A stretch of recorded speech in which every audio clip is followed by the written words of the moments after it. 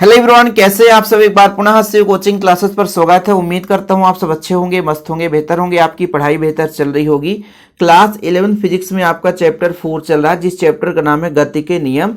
और संवेग से संबंधित एक महत्वपूर्ण प्रश्न लेकर आया हूं, जो कि काफी महत्वपूर्ण है बच्चों, और एनुअल एग्जाम में पूछा जाता है। प्रश्न देखिए, दो वस्तुओं का संवेग समान है। प्रश्न में क्या बोला है, यदि दो वस्तुओं का संवेग समान है तो हल्की वस्तु का वेग भारी वस्तु के वेग से अधिक होता है। कहने का मतलब हमारे पास एक भारी वस्तु और एक हल्की वस्तु है, और यदि उनका संवेग समान है तो वेग किसका अधिक होना चाहिए, हल्की वस्तु का वेग भारी वस्तु से अधिक होना चाहिए। तो सबसे पहले हम मानते हैं कि माना भारी वस्तु का द्रव्यमान m1 है और वेग कितना v1 है, तब वस्तु का संवेग कितना होगा बच्चों। तो संवेग आप लोगों को पता होगा, संवेग बराबर होता है द्रव्यमान गुणे वेग। तो हम पहले वस्तु के लिए संवेग p1 मानते हैं, और इसका हो जाएगा द्रव्यमान m1 और वेग v1 हो जाएगा। यहां तक क्लियर है, क्योंकि हम पहले भारी वस्तु लेकर चल रहे हैं।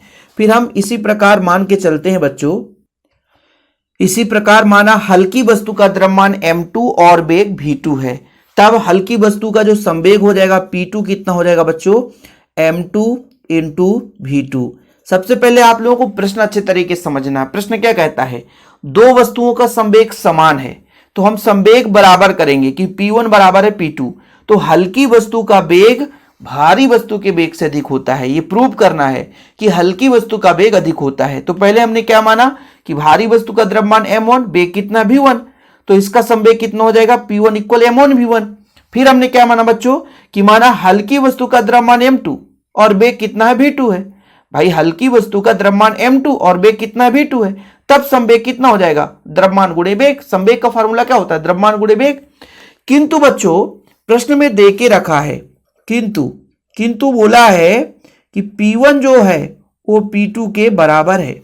मतलब पहली वस्तु जो भारी वस्तु है उसका संवेग और भाई साहब हल्की वस्तु, दोनों का संवेग समान है। जब संवेग समान है तो समीकरण इसको हम 1 दे देते और समीकरण इसको 2 दे देते।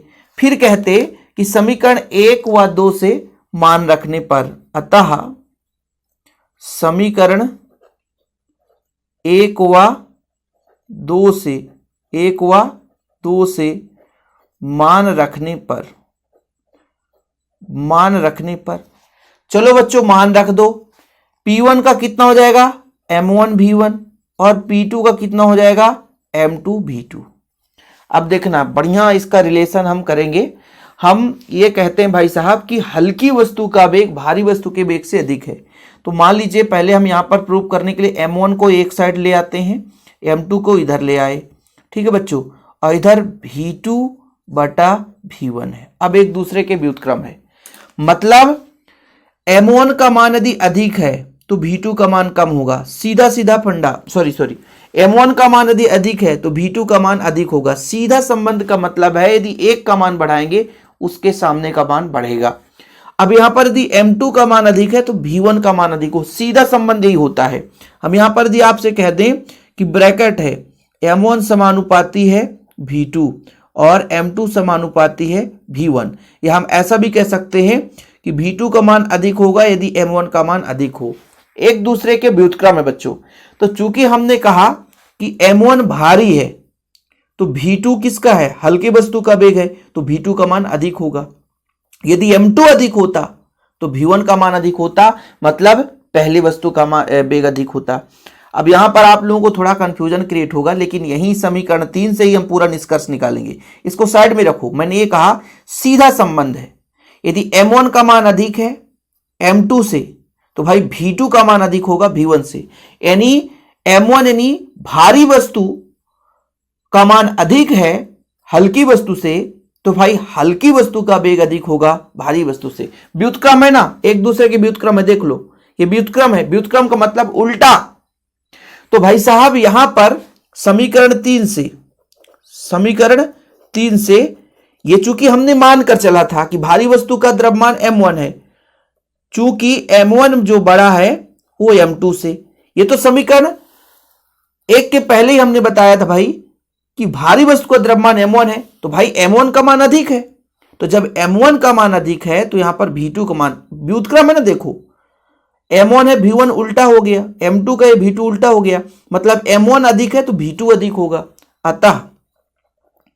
अतः V2 अधिक हो जाएगा V1 के। यानी यहां पर निष्कर्ष निकल गया कि भाई यहां पर भारी वस्तु का वेग अधिक नहीं है, हल्की वस्तु का वेग है, एक दूसरे के व्युत्क्रम है बच्चों।